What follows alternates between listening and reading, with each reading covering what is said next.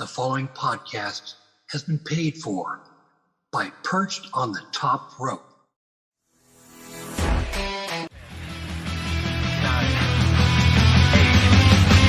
7, 6, 5, 4, 3, 2, 1.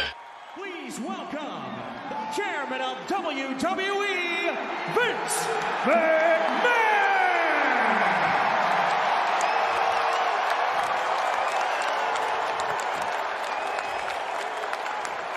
We would simply like to say thank you and welcome you to WrestleMania! Welcome everyone to Perched on the Top Rope. It's me. I am your host, former dirt sheet writer Lee Walker, and I am joined by the Perch correspondent, and I'm calling the correspondent because he was there. He literally just got home from WrestleMania, Justin Largetoe. Justin, how was your weekend? It was quite the interesting experience. But yeah, we're here. I literally just walked through my door. I haven't even unpacked my bags yet, just sitting at the door right now. Obviously, as you can tell, my voice is not as good as it usually is. And I know you guys can't see me right now, but I'm wearing a cowboy hat, so honorary cowboy this week. But I got a lot to talk about, so let's get into it. All right, so Justin, one of the best things about WrestleMania and WrestleMania week is getting to be part of Axxcess. You went and did the WWE Axxcess experience. What was that like, bud? So anyone who went to Axxcess this year knows it was done very differently this year. I believe it was in the same venue as WrestleMania 32 Axxcess when they first went to Dallas at the Kay Bailey Convention Center. But this year they had Superstore Axxcess. Now, Superstore Axxcess is much different. So they put out $10 general admission tickets. Now, this is just to go in the Superstore. And from there, the way it was described in the press release was when you enter the Superstore with your $10 general admission, you would be able to upgrade to premium experiences. Now, I don't know when WrestleMania Axxcess became Patreon, where we have to unlock different tiers, but this year I guess we decided to go in that direction. So some of the exhibits they had listed were... You could take a picture with the Miz TV set and a cardboard cutout with the Miz, and the KO show set with a cardboard cutout of Kevin Owens. Now, that's fine and cool, right? You got to pay $15 to do it. It was 15 or 10, but I didn't do it. I'm not taking a photo with a cardboard cutout. Same thing with Alexa's Playground. They had the swing set and a giant lily sitting at a table. That was 15. I remember that. Undertaker's Graveyard, which was the one I did do, that was $25. And I did get photos and videos in there. So you all may be seeing them soon. Wink, wink. YouTube.com/perched on the top rope. You got it, man. They also did the Superstar entrance, which they usually do every year. They actually did meet and greets over there. So I did go to Rhea Ripley and Liv Morgan on Saturday before WrestleMania. And yesterday they had Drew McIntyre doing them. Now, we didn't go to Drew McIntyre because we were all fucking tired out, as you can imagine, by Monday morning. And Lee, I think he'll get a kick out of this one. So obviously Axxcess is more known for the meet and greets, right? Mm-hmm. So obviously with the Fitterman Sports deal, it's a little different. So they did signings for the Bella Twins, Finn Balor, Goldberg, The Undertaker, and Shawn Michaels throughout the weekend. But if you weren't willing to shell out the money for them, you could go to the C4 energy drink exhibit and do a hologram meet and greet. Now, I don't know if you saw any of these, Lee, but No. They have this little elimination chamber type pod, and a Roman Reigns or a Bianca Belair hologram pops up holding a C4 energy drink that you can take your picture in front of. I can't make this shit up. That's interesting. I believe that was also $15, but don't quote me on that. That's interesting. How was Liv and Rhea? How much was that to meet them? So, I paid $50 for a dual photo op. But what was interesting, they asked us when we went up, do you want them together or separate? Now, if I got a photo with Rhea Ripley and a photo with Liv Morgan separate, it would have been $100. So, no, I'll do them both together, thank you. But other than that, Liv and Rhea were cool. They did their whole entrance before they started the meet and greet because they were at the stage. Yeah. So that was cool. We got to go to Gorilla, go through the set, and take our photo there. That's pretty cool. That's pretty cool. Now, fans, I was supposed to be at WrestleMania too, so I had surgery, but this sounds freaking amazing. Like, I know like Rock, or like Undertaker, Shawn Michaels, they're on the more expensive side to meet. Yes. But $50 for Rhea and Liv Morgan, that's crazy because when the time comes for them to be doing meet and greets, outside of WWE, they're going to be like $100 combo. Exactly. For the two of them, just the photo is $100, and then the autograph. The promoters will make a killing on that. Like, come on. Yeah, absolutely. But I mean, I'm sure their lines were just as long as everybody else's too. Like, holy crap. They had a fair line. We got there early, so we were pretty up close to the front. We were like the first 10 people, actually. Oh wow! But when I looked behind us, I mean, we had quite the crowd. But, it was like looking for Tim.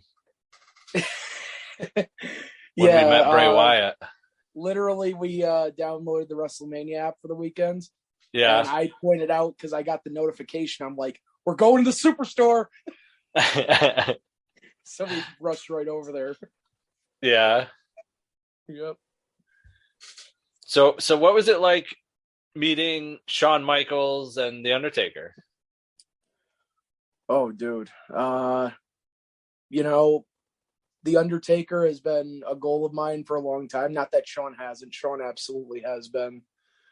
But to be, I don't even know how to describe this, honestly. To be in the presence of The Undertaker, especially when he was just about everywhere this weekend, going into the Hall of Fame, showed up both nights of WrestleMania.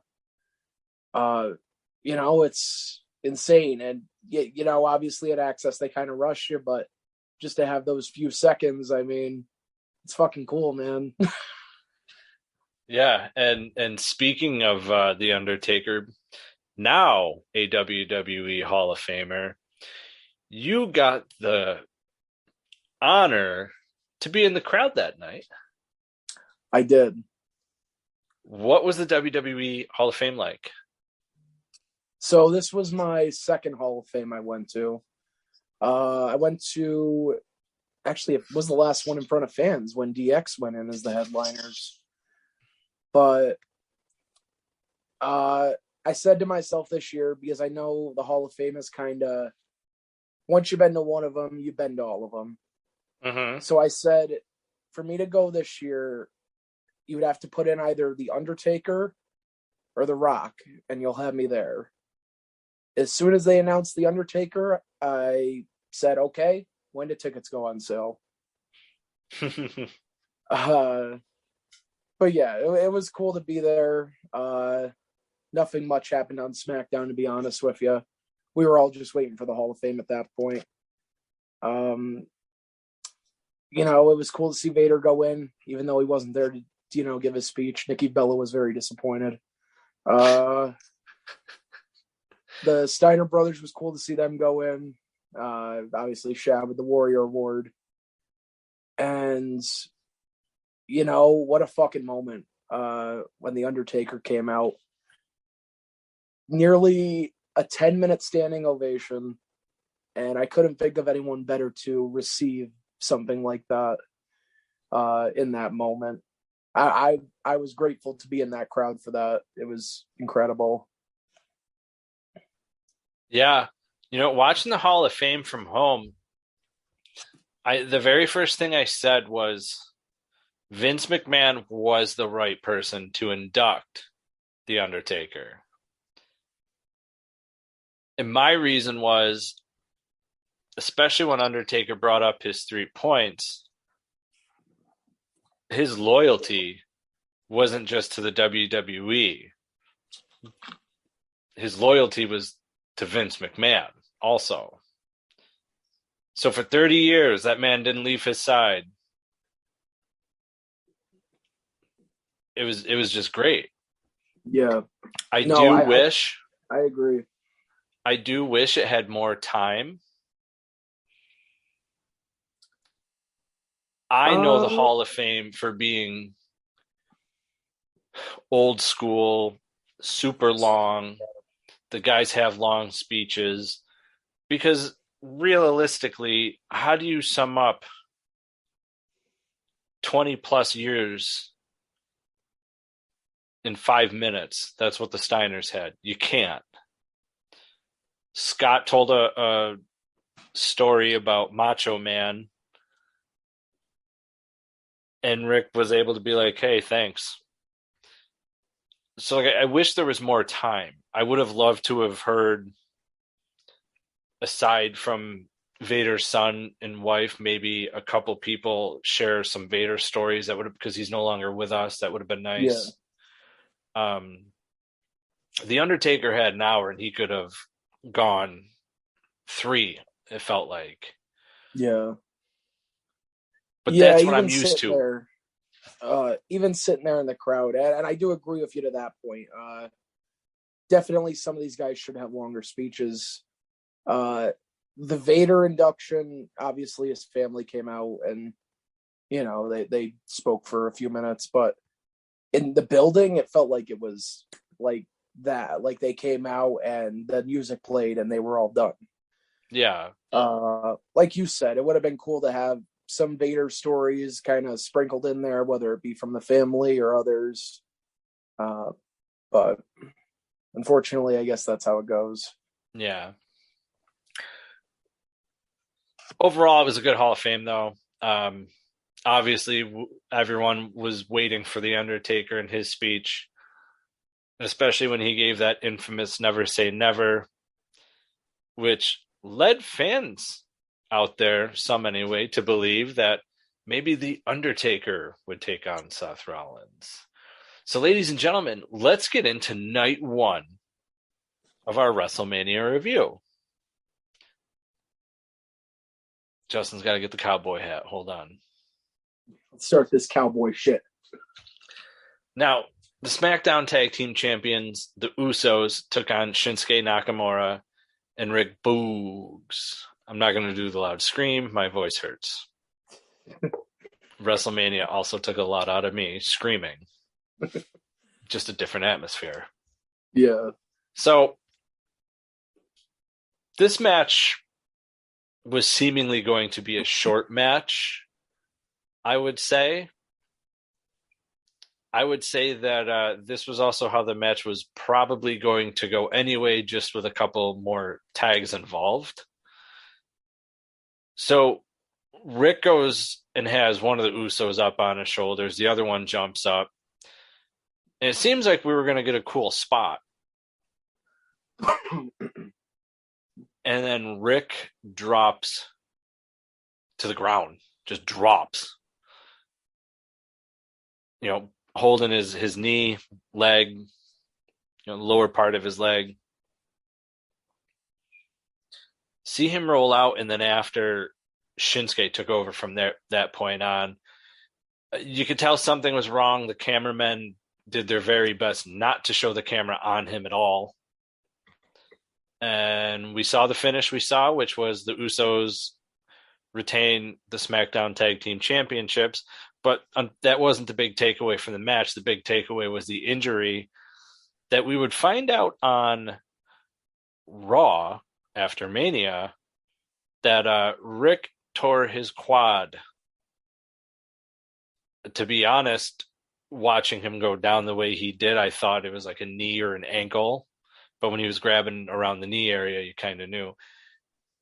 Justin, as you were sitting in the audience, with your friends and everything, what were you guys thinking as this match went on and you saw Shinsuke dominate the ring for his team? So yeah, me personally in the building, I honestly thought the Rick Boogs injury was a work at first.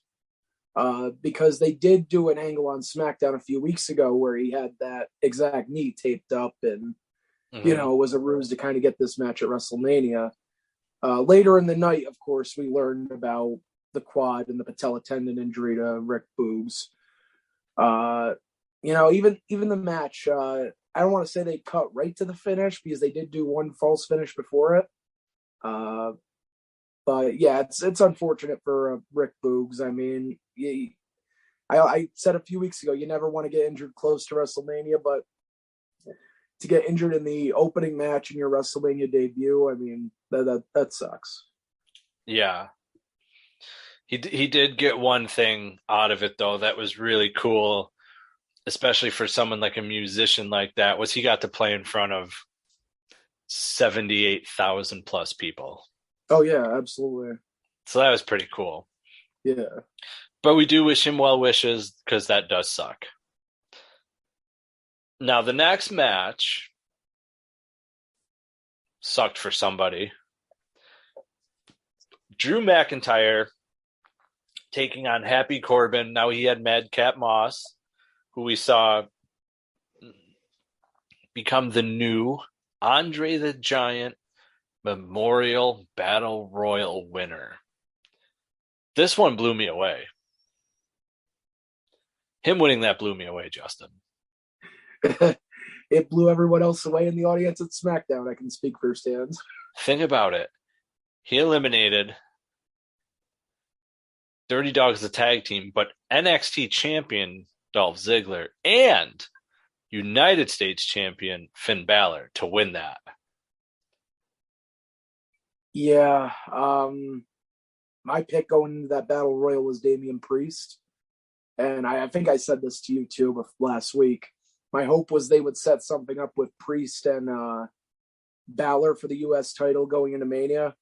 Obviously, after night 2, we know why that didn't happen. But yeah, that was something. Even in the audience, we're watching all these guys get tossed out, and we're like, "Ain't no way they're gonna have Madcap Moss win this fucking thing." Well, they did. Nope. Banana Suspender Boy. He pulled out the win on Friday, and total shocker. Yeah, I guess he saved himself from the cut list this week for a little while. Now, this match was painstakingly obvious to me and Alex and Kyle, who did the prediction show, episode 80. Drew McIntyre wins. And to me, that's not the takeaway here.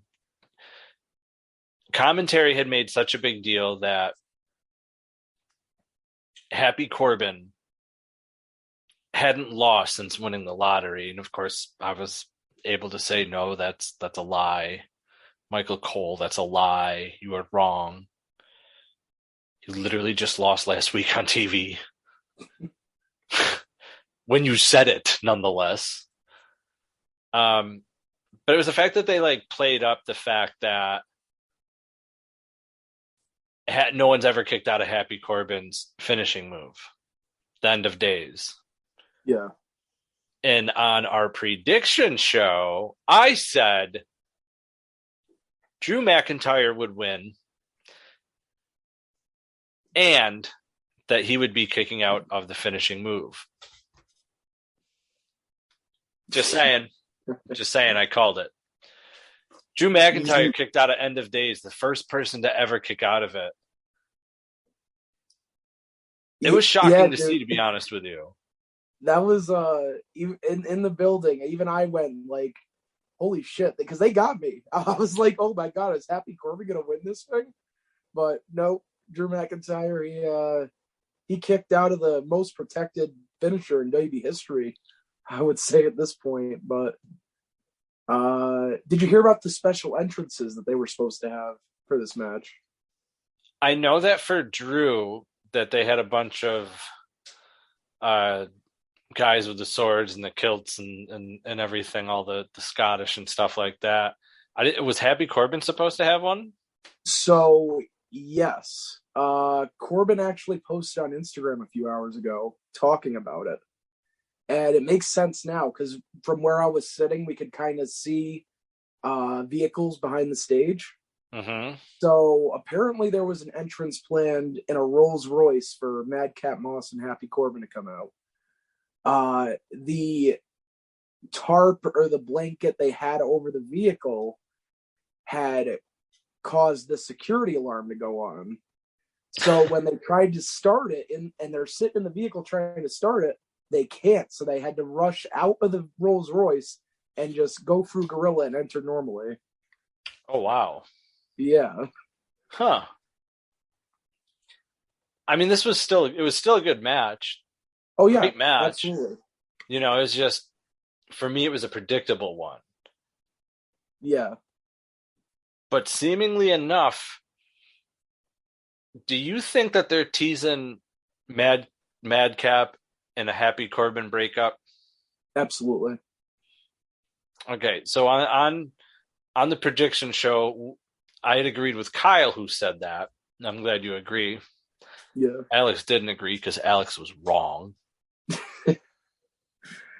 Now my next question is the same question that Kyle asked us. Who's the heel and who's the going to be the face? I think it would have to be Corbin as the heel, Madcap as the face. Okay, so that's where things got different. See, I agreed with Kyle on this, and you agreed with Alex on this question. Uh-huh. Kyle said Happy Corbin. He said usually when someone is turning heel, or in this case, staying heel, he thinks Madcap stays heel because Corbin's the one who's been the one being different. Like, you know, Madcap Moss's jokes aren't funny anymore.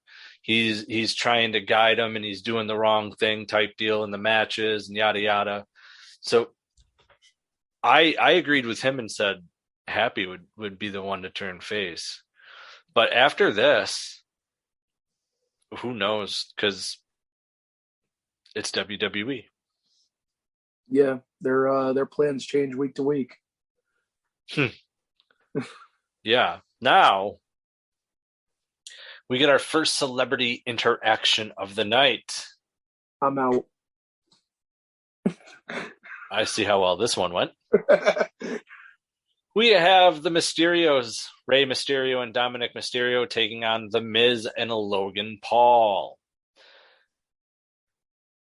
So what we didn't know until later on was the fact that Logan Paul was wearing as a necklace the most expensive Pokemon card in the world that he had purchased through a private auction of 5.7 million something for a Pokemon card, which, dude, that's cool. That's, you know, the rare, if that's what you collect and that's the rarest thing you got. I mean, it's worth more than my entire collection, so I can't talk shit about it.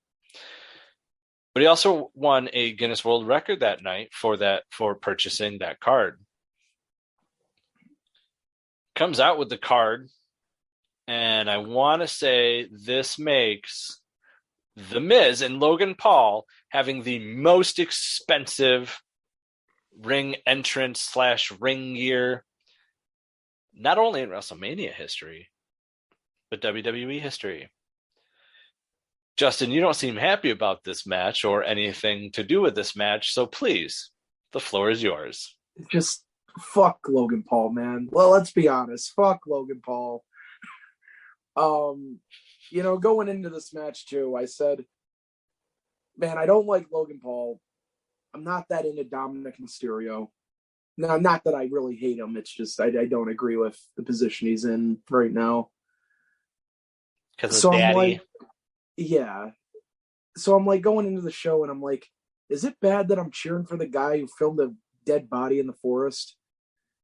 But, anyway. I go into the match. I try to enjoy it. Now, Lee, I don't know if I'm missing something or I'm watching a different match or what's going on. In the building,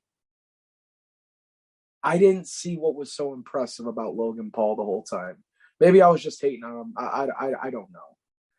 How did Logan Paul come off on the televised WrestleMania broadcast? That he could wrestle. He hit the 3 suplexes. That looked good. He didn't look bad, to be honest with you, but also at the same time, everything you're saying is the same stuff that Kyle and Alex said on the WrestleMania predictions episode 80. Fans go and listen to the predictions, then come listen to this show, and you can hear everyone shit on Logan Paul.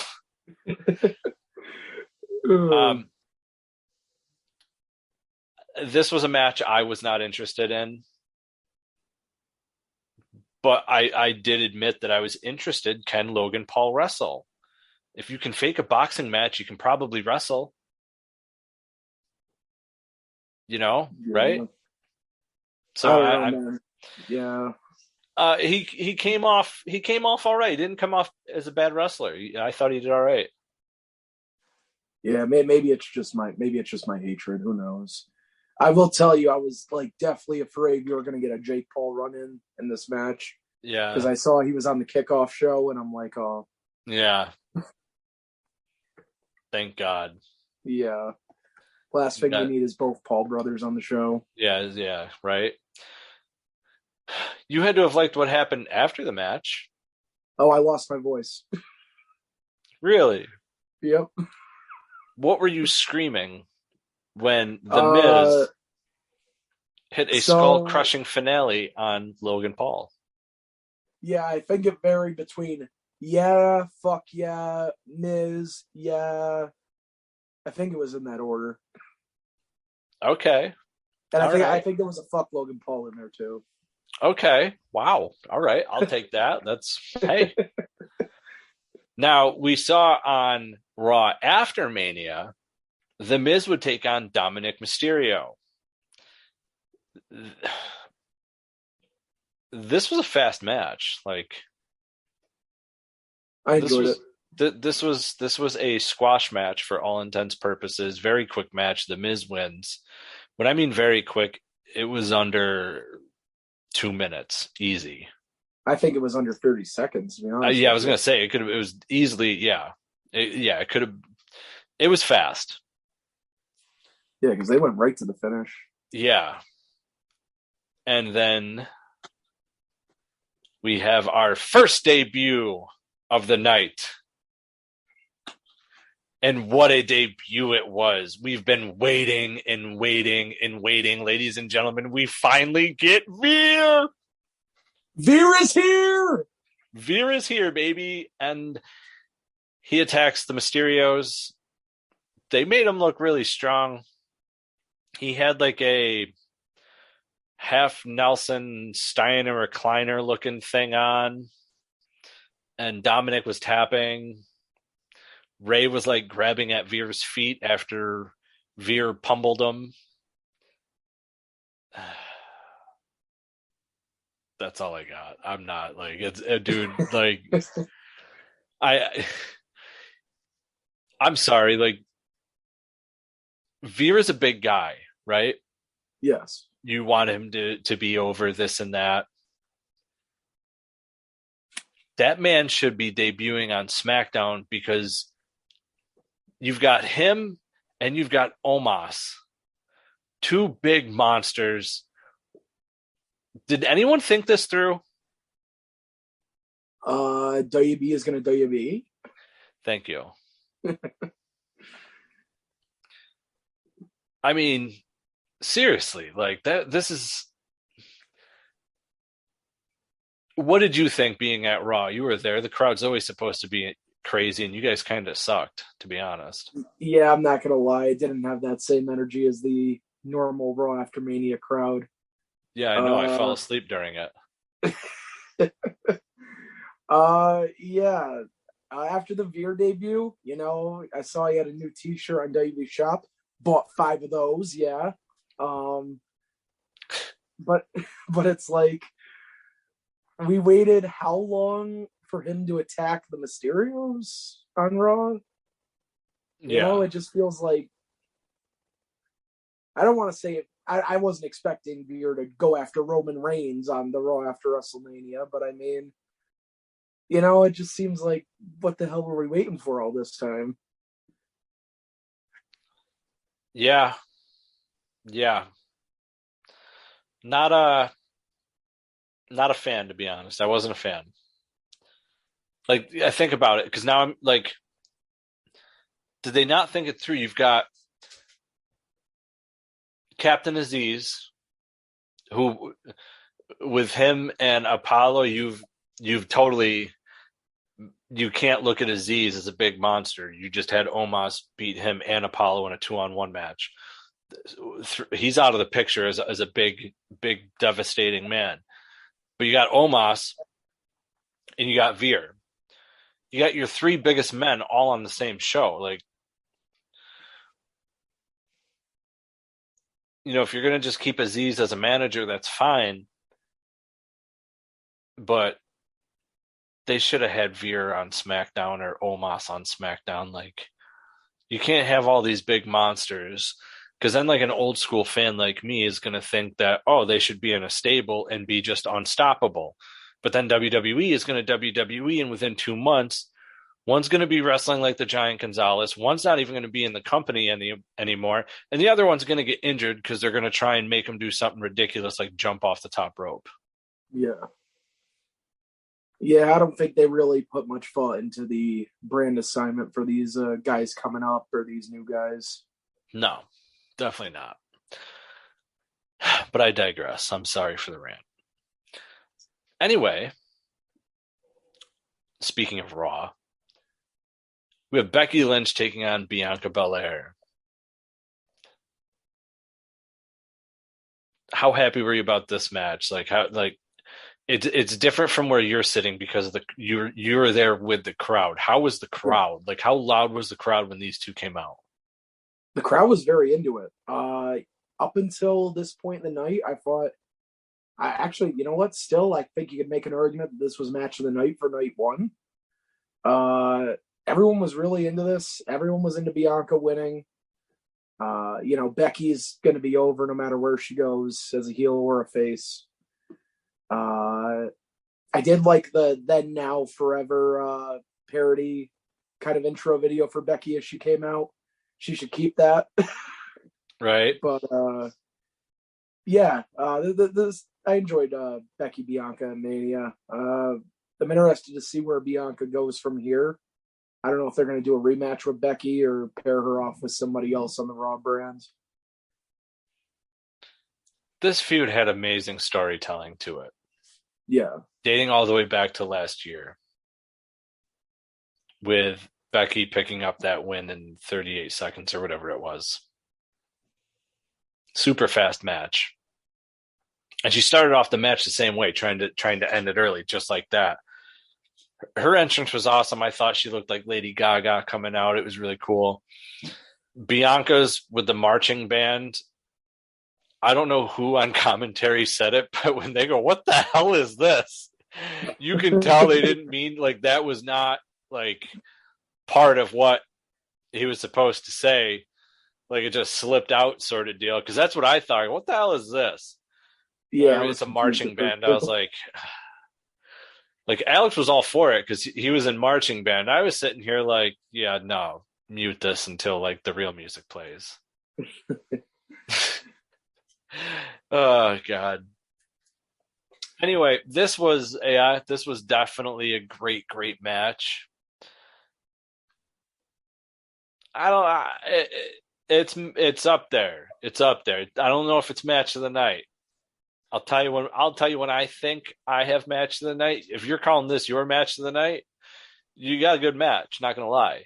Yeah, you see, I'm not too convinced yet because now I have to think as we go on. Yeah. But in that moment, Becky and Bianca was definitely match of the night up to that point. But after this, I believe it was after this match. I don't think anything was in between. My match of the night may change. I'll tell you in a second. Yeah. But real quick, just like you said, this feud did have amazing storytelling with, everything starting at SummerSlam. And even at that time, I remember I was under the impression that I didn't like how WWE did Bianca dirty that night. You want to put the title on Becky, fine, but the way they did it just kind of rubbed me the wrong way personally. And they built Bianca back up to the point where she, went through the whole line of the women's roster, whether it be on Raw or SmackDown, to get to Becky Lynch again. And I think we have to give WWE credit because them and storytelling don't have the best relationship, if you know what I mean. We'll get into it, but Ezekiel is a good example of storytelling and forgetting your story and just doing whatever the hell you want. But they did a great job with Becky and Bianca. Another thing I want to mention. So I was kind of surprised during Bianca's promo last night on Raw that we didn't get anyone interrupted. Personally, I was thinking we were getting a Bayley return. Because if you remember the last time Bayley had been on TV, it was going into that match with Bianca for the SmackDown Women's title at Money in the Bank. And that had to get scrapped because Bayley got injured 2 weeks before the match. So, I mean, honestly, I think you have a great built-in story where Bayley could come back and say, hey, you still owe me that title match that I never got. But I thought it was interesting. Bianca just kind of cut a promo and nobody interrupted, and we didn't really get a direction on where they were going with the Raw Women's title from here. Yeah, so according to Fightful Select, on WrestleMania, they did pitch for a Bayley return for her to do her talk show. And they did nix those plans for whatever reason, which is fine. According to Fightful Select, there was talks about bringing Bayley back, but it was for WrestleMania for her to do her talk show. It was nixed for whatever reason. I personally thought that her promo referring to Bianca was just bland. It just really offered nothing. It just... So, I would have thought that we would have had an interruption, like you said. Another one I had thought would have been Asuka. She was another one that I had expected, and we didn't get that, but it is what it is. Yeah, there was so many options that could have came out there, like Bayley, Asuka, Alexa Bliss, who they still have nothing for. Becky, if they're going to continue that feud, but nothing happened. We're sitting there the whole time waiting for something to happen, and nothing ever did. Yeah, no, it was weird, really, really weird. I not against it, but I just thought it was a bleh. It offered that promo. To me, just really, really didn't offer anything. Didn't tell us who she's feuding with next, type deal. So it's just But you know what's not The next match on WrestleMania Night 1. Seth Rollins versus a hand-picked opponent by Vince McMahon. Now, Seth Rollins comes out. We're all, not knowing what to expect. And oh my God, the lights go out. Fans had been speculating all sorts of different names. From Shane McMahon. Even the Fiend Bray Wyatt, because he was at WrestleCon in Dallas, Texas. At the WWE Hall of Fame, people started to speculate The Undertaker because he said, "Never say never." Yeah. And ladies and gentlemen, who we got? The American Nightmare, Cody Rhodes. Justin, you need to take it from here because you are in the crowd. You got to talk about the screaming and everything. You go. Dude, that place fucking exploded.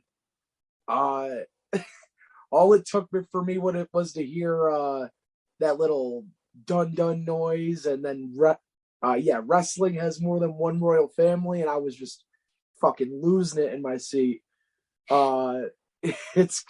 It's great to see Cody back in WWE, despite what anyone wants to say about him leaving AEW. Cody, he went off. He made himself a star, and he helped start AEW. I mean, he created a fucking wrestling company while he was gone. But I was getting a little worried we might get Shane McMahon in that spot. But as soon as the lights went out and the pyro and everything, I was happy to be there, man. That was one of the best moments I've ever been a part of. The former AEW VEP at WWE WrestleMania 38. Justin, from your standpoint, how was the match? The match was really good. I'm glad they didn't just have Cody go in there and squash Seth Rollins in a few seconds. Because I think, you could have done that, but, we wanted to see an actual match with Seth and Cody. It was cool, the free crossroads and the bionic elbow to do it. I thought that was awesome. Some cool spots like I guess I can't really call it the buckle bomb, but the power bomb into the barricade, and Cody teasing the Stardust hand gesture to start the match, acknowledging that. But I'm curious to see where they go with Cody from here. I think by this time next year, Cody Rhodes will be a world champion. Depending on whether they split those titles up again, or they keep them together, or whatever they plan on doing by WrestleMania 39 next year. Well, and the interesting thing was on WWE Raw after Mania, Cody opened up the show.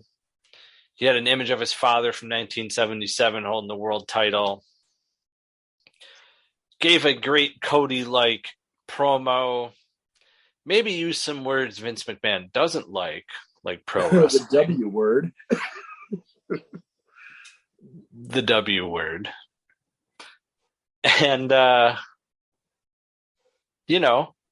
he basically said, that's a title that's eluded my family my entire life. Basically saying he's back because he wants the WWE Championship. He wants the one title that no Rhodes has ever held.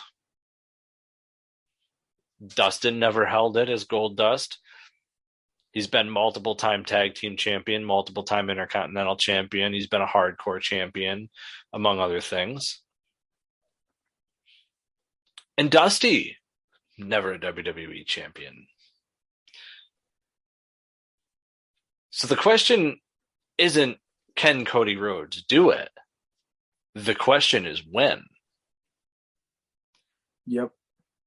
So now we know on Raw that that's what he wants. He's here for the WWE Championship. WWE on BT Sports even made a great meme, a 2-piece photo. It's a photo of Cody that says, "I left sports entertainment." And then on the other one, it's a new photo of Cody. And it says, "But now I'm back," seemingly making fun of AEW with their sports entertainment pro wrestling thing going on. Little spitter patter between CM Punk and Chris Jericho there. And it'll always be pro wrestling to me. Yeah. I also just want to point out BT Sport had no chill this week with the Cody Rhodes memes on their page. Oh, right. You saw the one Cody Rhodes' WB graphic that was based off the All Elite graphic.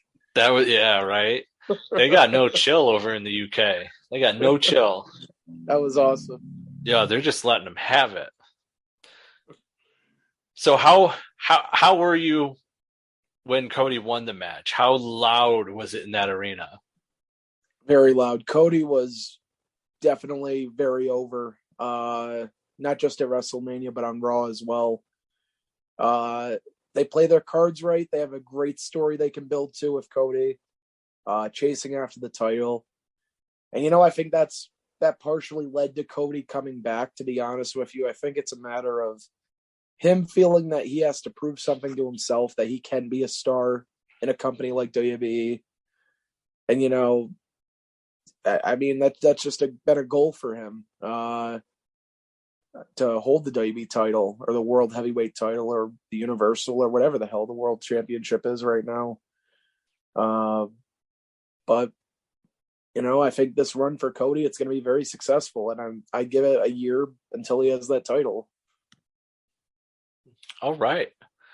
You heard it there, folks. Justin gives him a year. I'm going to give him less, to be honest with you. Really?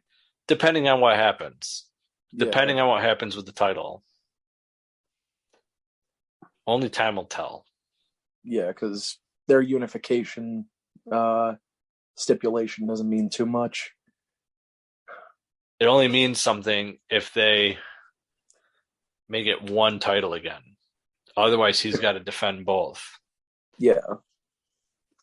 And if he's going to lose one, it's going to be the WWE Championship because he's had his longest run with the Universal.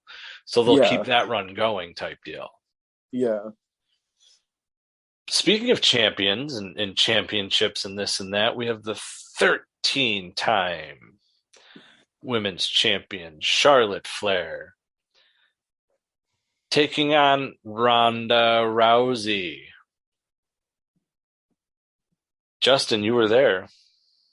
How was the crowd? Nobody gave a fuck. But no, nobody cared, man. This match was in the death spot on this show between Cody and Austin, and the feud didn't do it any favors. I've been very open about how the Charlotte and Ronda stuff on SmackDown just hasn't been doing it for me. Therefore, I was not excited for this match.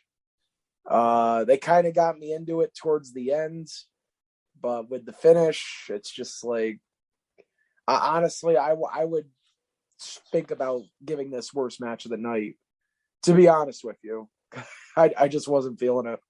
All right. Well, you're giving it the worst match of the night. We're going to get into that in a little bit. Because there's some stuff that went on with this match and another match. Yes. We're going to talk about it a little later. Yeah. Yeah, man, this finish was weird, to say the least. We've never seen Ronda tap out. She's never tapped out in the UFC. We've seen her knocked out. Never seen her tap out, though.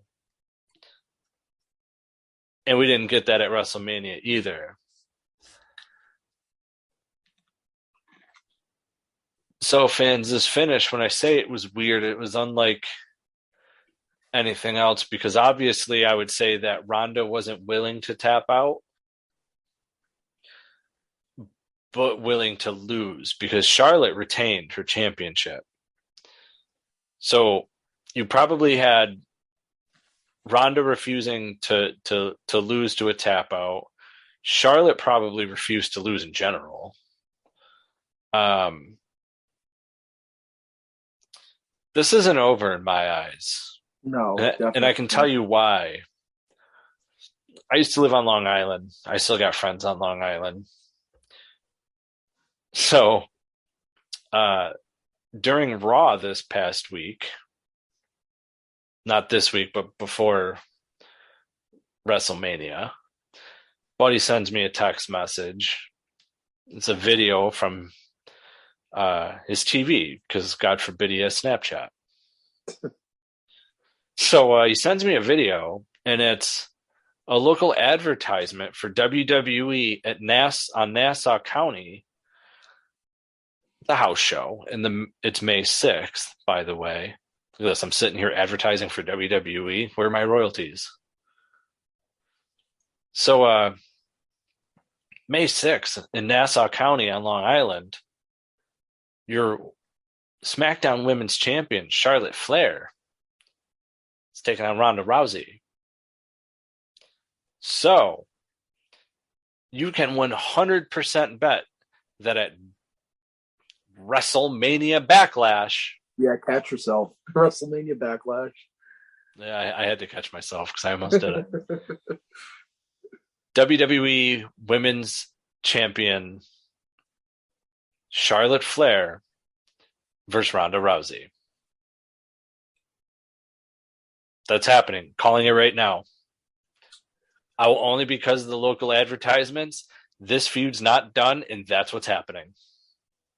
And that's where Ronda will win the belt. Because and that was what we kind of figured too, sitting there.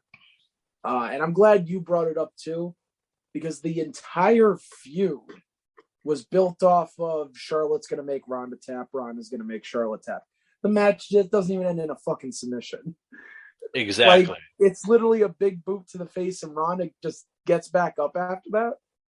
Like, how the fuck? Yeah, you can't take a big devastating boot and then after the 3 counts over act like nothing happened. Ronda, Christ, lay there for a minute. Pretend it hurt. I don't care. You got to make it look real. If it's not looking real, what the hell am I going to expect? Hey, Justin, kick me in the fucking face like Charlotte did to Ronda. Oh, shit. And all of a sudden, I'm in the hospital with a broken eye socket going, well, they did it on TV. Of course, then the nurse is going to look at me and she's like, are you fucking 9? I'm going to be like, no. I'm 37. Anyway.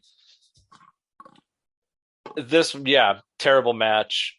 Bad match. Like, this is where, even though this was supposed to be on night 1, this is where the New Day versus Sheamus and Rich Holland should have been. That's where this match should have been, because it's a match that like is going in between 2 big matches. You can't just try and throw 3 matches there, and and then there was fans had an issue. Someone had said shit from dirt sheets or online press that Ronda had a problem with going on, not being the main event, this and that.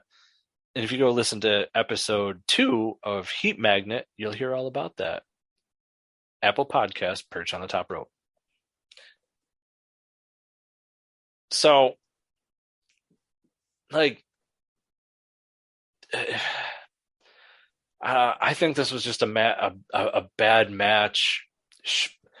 And the other thing that like really bothered me is, why are you having 2 of the women's championship matches on this card?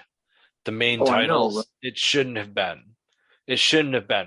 Because you knew from the first match, whether the champion won or lost, you knew what was going to happen in the next match, because you're not going to have both women retain. One's going to drop a belt.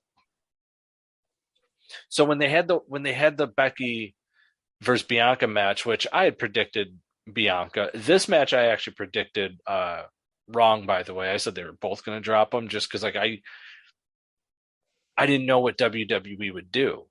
Yeah. At that point. And then after I had made the prediction, I wanted to change it to Charlotte, and someone wouldn't let me. Alex. Because I had realized what I was like, oh shit, wait, they're on it's the same night still. Fuck. And at that point it was done. And then as it went on, the more and more I saw the writing on the wall that Charlotte was going to be the winner. So this match sucked. There's no easy way to put it. It just sucked. I don't want to say from start to finish it had its good points, but it's the ending that killed it. It's, I guess, the lack of storyline to the match, even though you've had since the Royal Rumble. I know Ronda working a limited schedule that she works. You weren't going to get her every week type deal. She wasn't going to wrestle in between every week type deal. No, it just wasn't enough, and it showed. Yeah, man. Thank God this did a main event. It would have left a worse taste in everyone's mouth. Yeah, and we're going to talk about this match a little later in night 2 also. So get ready for that. Now we get to the KO show, which has Stone Cold Steve Austin. Justin, we know no one was excited for Kevin Owens, let's be honest. I'm always excited for Kevin Owens. Okay, you were excited for Kevin Owens. It's Kevin Owens. Okay. How loud was the crowd when that glass broke? I'm glad you brought that up. When you heard that glass shatter. Night 1, I'm not going to lie to you. I think Cody and his pop affected Austin's pop later in the night. And I don't know if it came across that way on TV, but it definitely came across that way to a lot of people in the building. Austin's reaction was much louder night 2, and we'll get into that, obviously. But I felt like it wasn't as big as it usually is, if that makes sense. I mean, it was loud for us, both of them. So, yeah, we were caught up in the moment. Like, we weren't paying attention to that type stuff. I'd have to go back and honestly listen. Yeah. But, I mean, both times, Alex jumped up like a fucking schoolgirl who got straight A's. And I jumped up like, the kid with the dunce cap that got a Nintendo 64 for Christmas. Yeah. So, we were both screaming for different reasons and not paying attention. I was, with Cody, I was screaming because I was happy to see him back, and I knew I had just gotten another notch on my belt for a prediction win. Yeah. But I was excited for him to be back in WWE anyway, knowing what was going to happen. And then this I was just as excited for, but I do got to eat a shit sandwich on it also, because I'm also the guy in the prediction show that said, didn't Stone Cold tear his bicep the last time he dropped a Stone Cold Stunner? Do I really want to see that wrestle? And anyway, so Austin comes out, man. When you heard Kevin Owens say, "Oh, I lied to you to get you out here, this and that," and then he goes, "I want to have a match, a no holds bar match, yada yada," calls Austin a chicken or chicken shit or whatever the fuck he said. Yeah. How loud were you screaming when Stone Cold goes? I can't do his voice like that. If you want to see me whip Kevin Owens' ass, give me a hell yeah. So also I want to point out, I love how Austin had to stop himself from saying, "Get me a goddamn ref." Yeah, right. Honestly, man, I didn't believe it was going to happen until the bell rang. And even when the bell rang, I'm like, okay, Austin's just gonna, duck, give him a stunner. That'll be it. Quick, easy squash. Austin surprised the fuck out of me. When I saw him take that suplex onto the concrete on the other side of the barricade, I'm like, what fucking year is it, man? It's not 1999 with the Austin pay-per-view main event brawls. But they went for quite a bit, too. They went for about 15 minutes. This wasn't like a 4 or 5 minute match. This was insane to watch. This was awesome. 19 years since Austin's wrestled. 19. He's come in and done the cameos and this and that, but 19 years, dude. I was watching him give those mud hole stompings, and I loved it. I don't care. I loved it. Yeah, the crowd ate it up. And when I watched him first with the first suplex, I was like, oh, holy shit. Oh, he's, there's definitely no more bumps for him. Going up and down the alleyway, of the crowd, making their way to the stage, and 2 more suplexes. I'm going, Jesus, this man's going to be sore tomorrow. Yeah. But it was so cool. And it was like watching Stone Cold Steve Austin of 99, 2000 all over again. Hand kept going up for beers and pounding them together and everything. I was going nuts for it. I was going nuts. I loved it. For that factor, like that, this match gave me match of the night just because it's Stone Cold Steve Austin.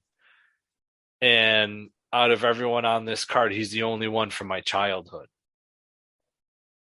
The only one left from my childhood. This was awesome. I thought it was even insane that he let Owens give him a stunner and then get the near fall. That was pretty crazy. I did not expect anything like that. And Owens is probably like smiling ear to ear as this match is going on, knowing he's in the fucking WrestleMania main event against Stone Cold Steve Austin in 2022. He could probably retire tomorrow and be a happy man and be satisfied with everything he's done. Yeah, dude. Honestly, when he hit the stunner, I thought it was over. I thought it was going to be like a quick 1, 2, 3, and that was it. And I'm so glad Austin kicked out. Yeah. But man, did it give you chills to think that, holy crap, Stone Cold could lose. Oh, it did. And I think a riot may have broken out in that stadium had that happened. And Owens, win, lose, or draw, gotta be as happy as can be, which, we actually saw that on Monday Night Raw. He came out, grabs the mic, and in a very narcissistic way starts making excuses and blaming others as to why he lost. Then I see a lot of weight he lifted, back injury. Oh yeah, a lot of weights. No certain amount, just a lot of weights. Very heavy. It's like Planet Fitness. I put things up, I put them down. Anyway, a name comes across the TV. Oh, Jesus Christ. Now it says Ezekiel, and the first thing that pops in my head, being the wrestling fan that I am, I go, what the fuck does Ezekiel Jackson want with Kevin Owens? And why is he back on Raw? This makes no fucking sense. I'm thinking debut number 2 on Raw already. Not at all. Here comes this beefed up white dude with long hair. I'm going, what the fuck? Who is this? I'm thinking like, oh, it's an NXT call-up. I just don't know who the hell I'm looking at. Nope, not that either. Because then as soon as they zoomed in on the face, Justin, what does WWE stand for? Walk with Elias. I said, what does WWE stand for? Walk with Elias. Ladies and gentlemen, Elias's new name is Ezekiel. The beard is gone, but the long hair is still there. The drifter-like attitude with the pants and the plain white tank is gone. Some nice creamsicle orange ring gear. And by the way, Ezekiel is Elias's younger brother. Well, and I'm kind of glad this happened. Kevin Owens wasn't buying it. Like, the fans weren't buying it. Like, I wasn't buying it. Like, clearly Ezekiel himself is not buying it. Yeah. Kept trying to claim he's Elias's younger brother. Finally, Kevin Owens just goes, I hate liars, and you're Elias. I mean, the fans were chanting that they knew it was Elias. Ezekiel did everything he could to finish the promo. God bless him. This poor man. So you're telling me you have all this time to fucking come up with something, and this is the best you got?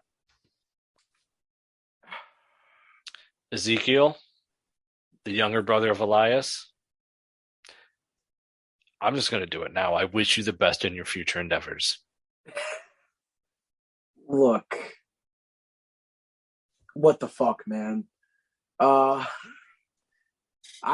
knew it was Elias as soon as he walked out, because I remember the 2K website for 2K22, they actually posted an in-game render of Elias, but he was wearing that gear that Ezekiel was wearing last night on Raw. So I'm like, oh shit, that's Elias. And I also had heard, like, earlier in the weekend, they had him go and cut his hair, but they weren't happy with it. So I was a little surprised to see him on this show. And I don't know if the whole Elias younger brother thing was like an improv thing in that they just did in the ring because nobody was buying this shit. But what the fuck are they gonna do? Is this gonna be a Abyss and Joseph Park? Is fucking Elias gonna show up next week with a full grown beard and everything, and they're gonna fucking be no, you can't do that. I don't know what the point of all this is. I don't even. Ezekiel is just gonna go right to main event. He's not gonna be on Raw every week, I don't think. It used to be hard to find the exact auto parts you needed, and that meant spending a lot of time at swap meets. It's a different game now when you can order exactly what you need from eBay Motors. They have 122 million parts, so you can always find the right fitment. Spend less time searching and more time building with the eBay Motors app, or visit ebaymotors.com. Let's ride. Underdog Fantasy is the fastest growing fantasy app and easiest place to play fantasy sports. Just jump on underdogfantasy.com or download the app, draft your team, and that's it. And if drafts aren't your thing, they also have a pick'em game where you can win 20 times your money in a single night. Use promo code RADIO, and Underdog will double your first deposit when you sign up with up to $100 in bonus cash. Deposit $100, get $100 free. That's promo code RADIO. Terms and conditions apply. If he is, I'll be stunned. But, yeah, it sucks because I think we all know Elias was, if this was 3-4 years ago, Elias was fucking over, man, on the main roster. Unfortunately, just kind of squandered whatever they had with him. Oh, dude. I feel bad for the guy, but yeah. This ain't helping him. No. Anyway, Stone Cold beats Kevin Owens, hits an awesome stunner, chugs more beer after. That's the end of night one. Justin, what was your overall thought of night one and being there at WrestleMania for night one? I really enjoyed night one. Like I said, just with Bianca, Becky, the Cody surprise in the match against Seth, and then Austin Owens. Just the fact of being there and seeing Stone Cold main event WrestleMania was just enough for me. But those three alone just put night one over the top for me. Yeah. I thought it was a great night of wrestling, to be honest with you. The only things I really questioned was both women championships being on the same card. It made it obvious one was getting dropped. It just all depended on what was happening with the first match.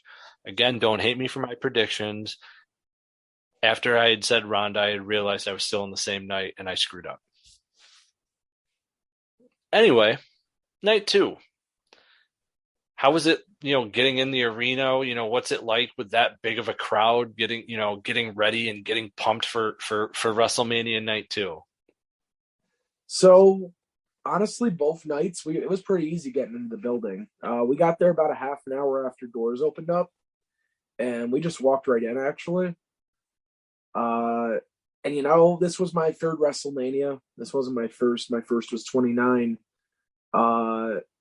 And every year I still get a little, I don't know if I call it emotional, but it definitely kind of hits you when you walk in and you see the set and you see how big the stadium is and you go to your seat.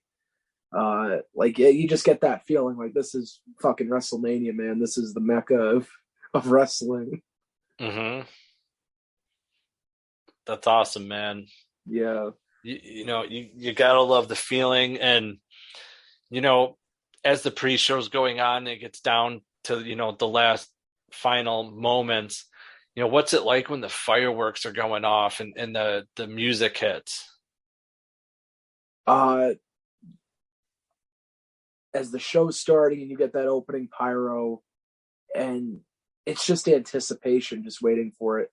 And I know you can say that about a lot of WB shows, pay-per-views and such, but I'll tell a quick story too. So I was actually at Smackdown last week at the Barclays Center. I wasn't at this point too enamored with this year's WrestleMania build. And I remember sitting on the bus, waiting to go to Manhattan, and then go to Brooklyn from Manhattan. But I had music playing through my headphones, and this year's WrestleMania theme just so happened to pop up, Sacrifice by The Weeknd. And I look to my right out the window, and I see MetLife Stadium, where I was at WrestleMania a few years ago, and I'm like, that's fucking fate, man. I can't wait to be at AT&T Stadium next week. And yeah, it's just fucking insane, man. To have 70,000 screaming wrestling fans, and it's like you feel like everyone in a way, because everyone came here for this one big event. I guess two big events because of the two nights, but it's fucking insane. I can't even put it into words. Awesome. Well, we're at night two, and we open up with the triple threat tag team match of RK Bro, the Raw Tag Team Champions, taking on the Alpha Academy and the Street Profits. This was a fun match, and god damn, does Montez Ford have ups. Yeah, this was fun. The particular spot I'm talking about is Angelo Dawkins had Chad Gable, I believe it was, on his shoulders. And Montez Ford, man, dude has ups. It hits a doomsday blockbuster, I guess you would call it. Yeah, I think that's probably the best way to describe it. So Dawkins has Gable on his shoulders, and Montez gets to the top rope. And, you're thinking Doomsday Device from Legion of Doom all day long. Yep. That's exactly what I thought sitting there. And instead he takes it one step further and jumps like as high as he jumps for that frog splash and hits a blockbuster instead. That was insane. That was an awesome spot. I loved it. There were other great spots in this match. We saw the, Randy and Riddle with their RKOs. Gable and Otis being the great technicians that they are. Great chemistry all around by all 6 men. But RK Bro would retain. Is this how you wanted the match to go for you, and how was the crowd? The crowd loved it. They really ate up the double RKOs from Riddle and Orton. I really enjoyed this match. It was actually, between the 2 nights, probably one of my favorites. Mm-hmm. Gable was actually really over, believe it or not. He's really getting that shoosh over pretty well. Montez Ford and Angelo Dawkins, Street Profits, they've been over for a long time, I think. This was a great opener for Mania. Yeah, this was a match that I had picked RK Bro to win, and it was weird because I said in the same sentence that if they win, I have no idea who challenges them next because they've beaten every tag team type deal. Yeah. But I picked them anyway. Where at least if it was the Street Profits, it would be new feuds. If it was Alpha Academy, same thing. So I was like, well, shit. I'm picking them, but I don't know what's next for them. I thought the same thing, and we'll get into it later, but I think we found possibly the next team to challenge them. Yeah. Yep. So our next match is Omos taking on Bobby Lashley. I picked Omos for this because the last I had heard was Lashley hasn't had his surgery yet and was apparently staying on, to do this match, yada, yada. So I went with Omos thinking, all right, Lashley's injured. Can't do the match. It is what it is. I'll go with Omos. They're building him up as like this monstrous heel and this and that. Kyle picked Lashley, stating that because of what happened last Monday with Omos retreating, you don't have your monster heel do that and expect him to win. So I was like, okay. Without giving away who won, Justin, what'd you think of the match? And how was the crowd for it? I thought this was better than it had any right to be honest with you. Omos, honestly, has not impressed me very much in his now 1 year as an active wrestler on the roster. Lashley, I fucking love Lashley. I think he's fantastic. But they made it work. It was a good big man match, I thought. Yeah, they made it work. I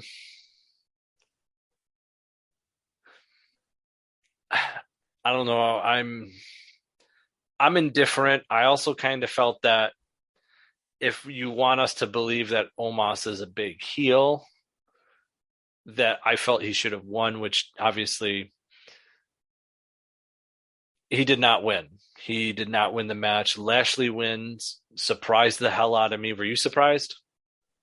No, honestly, I was kind of picking Lashley, and as I was thinking about it and the match was going on, I could honestly see whether it's the next feud or the following feud after the next one, Bobby Lashley possibly being a challenger for the WWE Universal Undisputed Champion, whatever they want to call it. Because if you think about it, before all this happened, the last time we saw Lashley was at Elimination Chamber, where he was never pinned to lose his title. So to me, I thought the best option in this case would be Lashley. Yeah, and he wins. But it's what makes Omos still a monster heel that happens on Raw after Mania.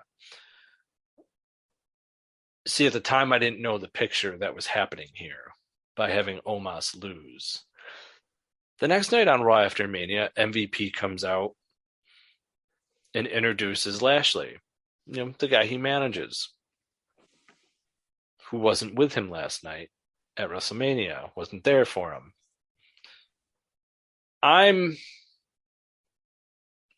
shocked by what happens next. MVP is saying all these things about Lashley, and then out comes Omos. Look at Giant Gonzalez. He's very hard to understand. That's what it sounds like, at least to me, when he's talking. And he goes, blah, blah, blah, blah, blah, blah. So I'm like, all right. He wants a rematch against Lashley.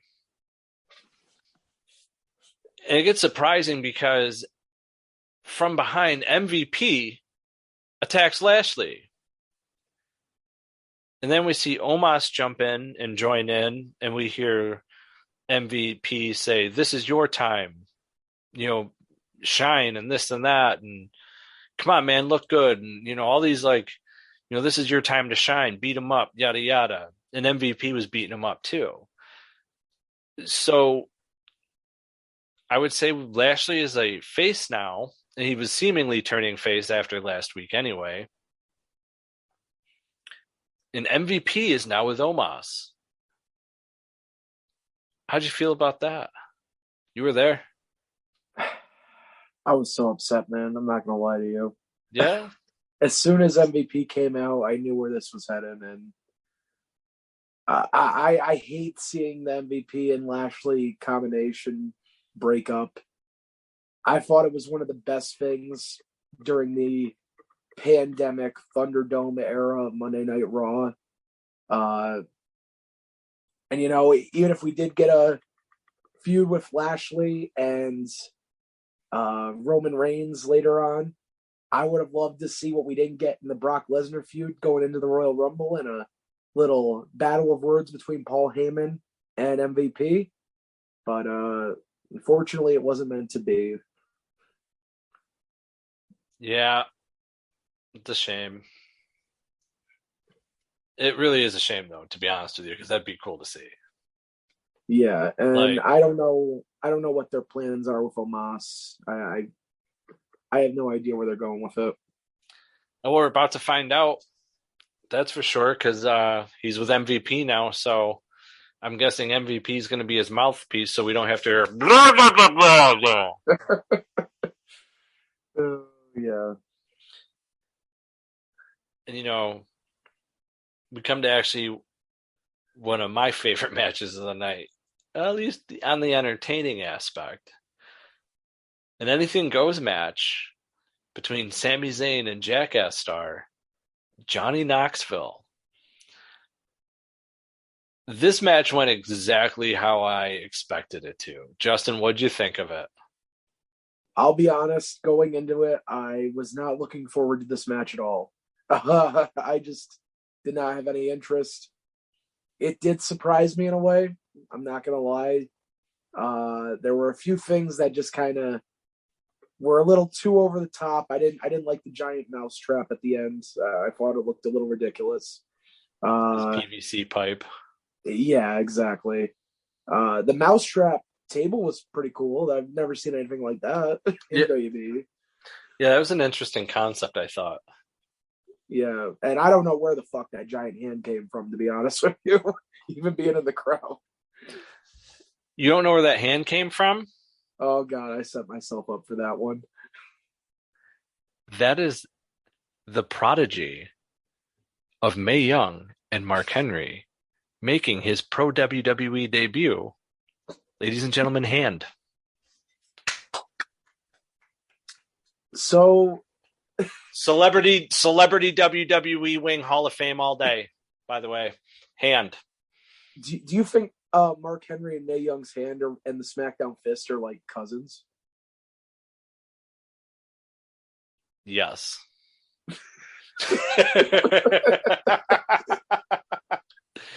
Yes. Oh, shit. Well, at least we can agree on that. Yeah, they're related. They're related. Yeah. I don't know how, but they're related. Anyway, Mark Henry would actually tweet about it. Someone made a meme about the hand, and he tweeted about it. It was hilarious. So, I saw that was awesome. How was your view for this match? Like you obviously you had full view of the ring, correct? Yeah, from where I was sitting, I could see opposite of the hard cam. So I could pretty much see just about everything going on. There was some good stuff in here. I can't lie. Like I said, I wasn't looking forward to the match going in. I thought it was a waste of time, to be honest, but I thought it worked. Even though I'm not too huge on the Jackass franchise and I wasn't too familiar. I'm sorry, I wasn't. I don't know people like Party Boy. I know about Wee Man, but it just wasn't my thing. This is why I needed Alex on the show, because like you're too young. Like the first Jackass came out when I was in high school, 2002, 2003 is when the first one came out, I believe, or maybe it was 2001. I don't remember. Maybe it was like that long ago, though. It's been 20 years. It's a 20-year franchise at this point. They're hilarious. And I knew going in that this was going to be all stunts and fun and pranks and everything like that. Alex absolutely hated this match. He was not a fan of it whatsoever. So it was fun for me to make fun of him while watching the match. And right now, actually. So there's that. But all the spots, it was exactly how I thought. The big mousetrap, if it worked properly, probably would have been pretty cool. Oh, I know. But the fact that it didn't work properly is what was like, oh, okay. And then I started nitpicking it, being like, that's fucking PVC pipe just spray painted gold. This is dumb.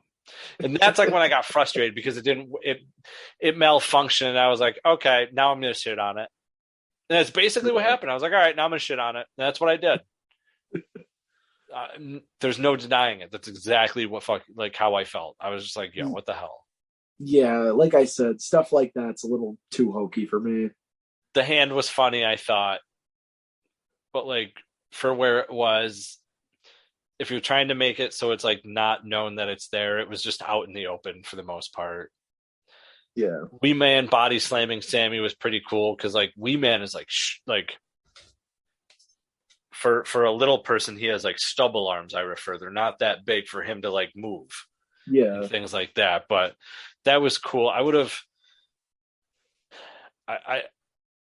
I can't say I would have liked to have seen more. Party Boy, he didn't know what to do other than like he got in the ring and he did his dance, but then like he was like, okay, now what am I supposed to do type deal. Like he was lost.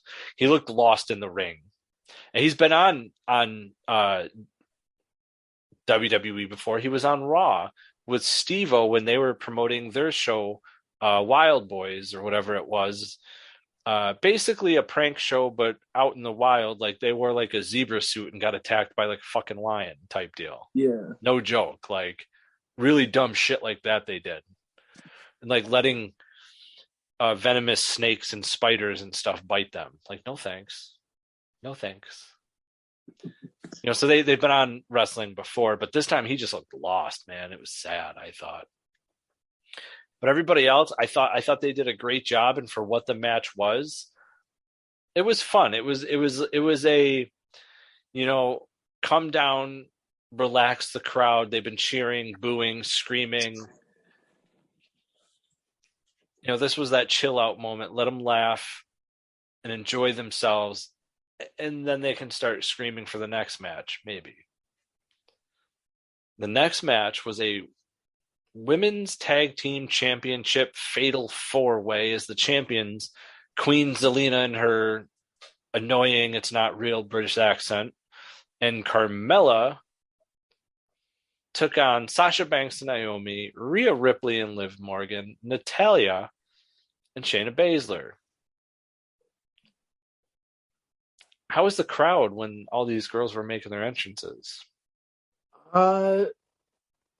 There was a pop for Naomi and Sasha, definitely. Expected. Yeah, I don't think anyone really cared about anyone else, unfortunately. Look, I actually do like combination of Rhea Ripley and Liv Morgan, and it's kind of unfortunate that it looks like they're going to be splitting up. Yeah. Let's get to the match first, and we'll get to what happened on Raw after. Yeah, slow your roll, Justin. I agree. I like the tag team. I think they work. But when I hear Liv Morgan's theme music first, I constantly think it's Alexa Bliss. Yeah. For what, it's so similar. I literally think it's Alexa Bliss, and I jump, and then the big LIV for Liv comes up, and I go, oh. And then I'm a little disappointed, to be honest with you. Not going to lie. But then Rhea's music hits, and everything's all right with the world again. You know what I mean? I'm like, okay, there's Rhea. Okay. No, they're trying to find a place for Liv Morgan, and just nothing has worked, I feel like. And this is another one of those, this one could work. They could make it work. And it seemingly seems like it is, because, Liv's ring gear is very similar with a goth likeness to it, kind of like how Rhea Ripley is.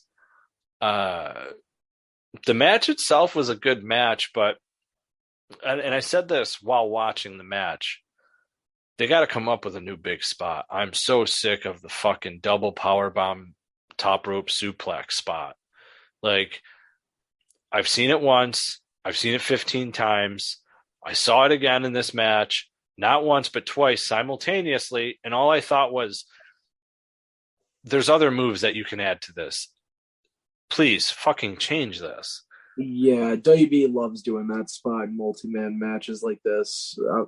I know they had Rhea do one of them. Was it Liv who did the other one? Yeah. Yeah, that's a little unbelievable for me. But it was just the fact that I've seen the spot so many times in these multi-women matches. It's just find a new spot. Find something. There's Naomi can jump over the top rope. You couldn't find a big top rope spot. Yeah. Come on. We know Rhea Ripley's powerful. She couldn't throw someone over the top rope onto people type deal. You know what I mean? Yeah, no, I get what you're saying. It's just, it's the same spot every time. And it's just so when I saw that, I kind of got turned off from the match. Yeah. And nothing against it, but it seems like certain matches have that dead crowd. And aside from, like you said, aside from Sasha and Naomi, it seemed like no one cared. Yeah, and this wasn't a terrible match either. I thought it was fine for where it was on the card and how everyone performed in it, but I don't know. Maybe it's because WB just froze these fucking teams together with 3 weeks of build and says, here's your 4-way match for the tag titles that barely exist. Yeah, I like all the spots, but I that one spot, it just needs to change. Anyway, it was a good match. And we have new tag team champion Sasha Banks winning her first WrestleMania match ever, and Naomi. They got a pretty good pop winning. Yeah, definitely. Now, as far as what's to come next, we don't know. We saw them on Monday Night Raw, the Raw after WrestleMania, take on Liv and Rhea Ripley. Liv lost the match, and this is where Justin's talking a breakup. No. So Liv takes the pinfall, and a frustrated Rhea walks out and leaves Liv in the ring. Flash forward a few segments on Raw. Liv finds Rhea, says she's been looking for her everywhere. Rhea apologizes and says they get a rematch next week. Now, next week, you're either going to see new tag team champions, or you're going to see Rhea implode, and Liv is going to find out what Rhea's brutality is all about. What do you think, Justin? Yeah, like I said, I wish they wouldn't break those two up because I think they're actually one of the better combinations for a women's tag team that they have right now. And, just by default, I mean, if they break up next week, and obviously they did the split with Zelina and Carmella last night on Raw. I mean, by default, wouldn't that mean Natalya and Shayna are the next challengers for the tag titles? Probably, because those are the only tag teams left, it feels That's like. it. That's literally it. Literally, that's all it feels like. But, yeah.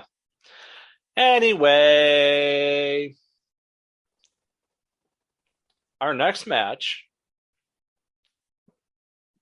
and I wish Alex was here for it because these are his two favorite wrestlers. Edge versus AJ Styles. Justin, how was the crowd for the entrances? And then we'll get into the match.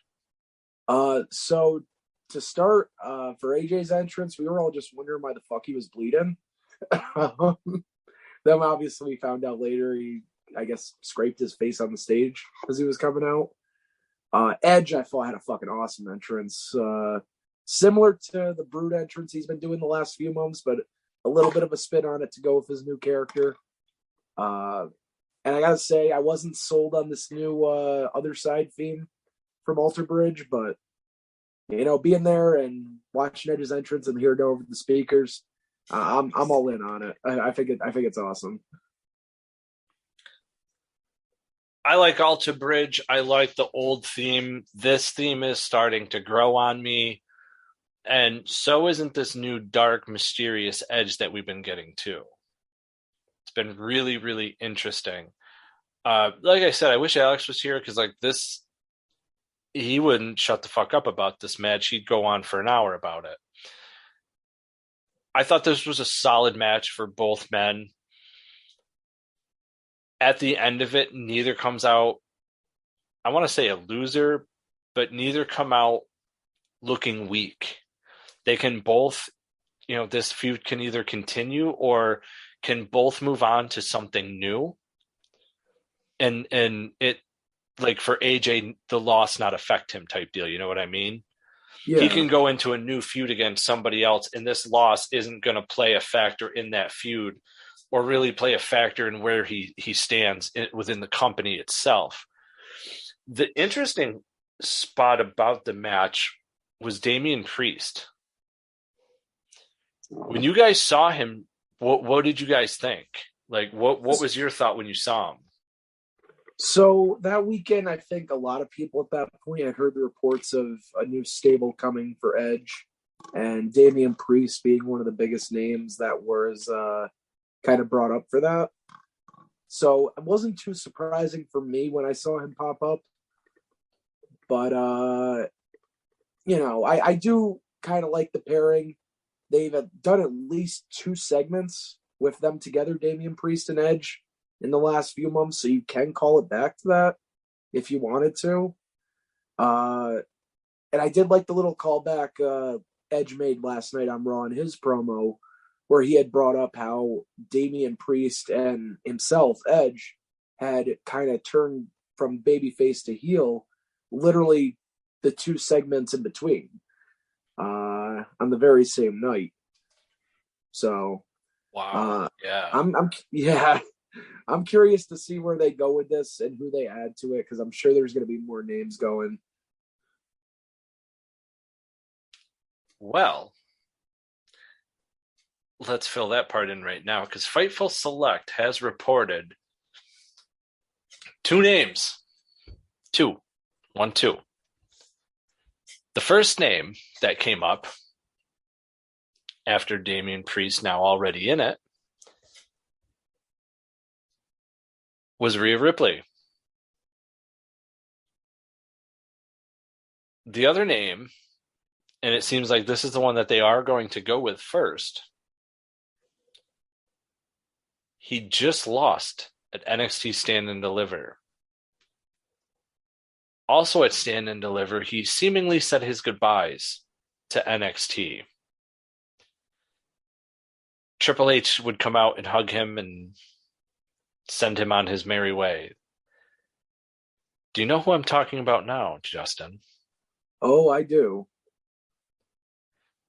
Ladies and gentlemen, the next member of Edge's stable is Tommaso Ciampa. How? I would say it fits, 100%. He fits. I really do hope that they bring a woman, and it's Rhea Ripley, to be honest with you. If not going to keep as a tag team, I think that would be awesome. Yeah, and I think Rhea Ripley would definitely fit in very well, especially with seemingly her possibly turning heel next week or within the next few weeks. So that I think is definitely probably set to happen.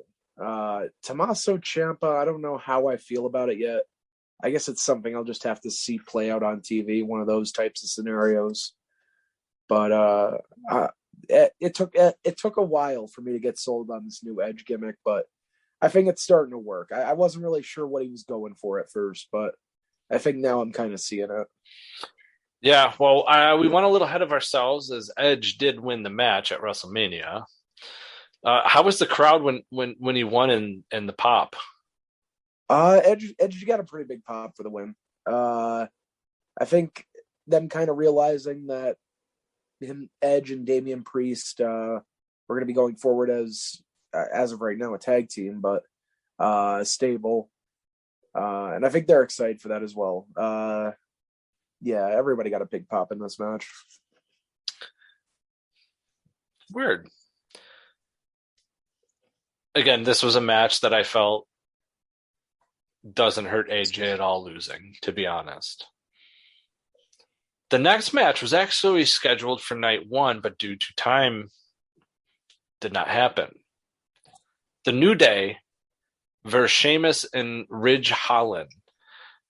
Now, this would have been a 6-man tag match if Holland 316 didn't say I just broke Big E's neck. Ooh. So, long story short, this match didn't make it to night 1, obviously due to time. They're here on night 2. I don't know how much time this match was originally supposed to have, but at this point, they should have just had this match on Raw. This match was pretty short, if I remember, and you remember, Justin.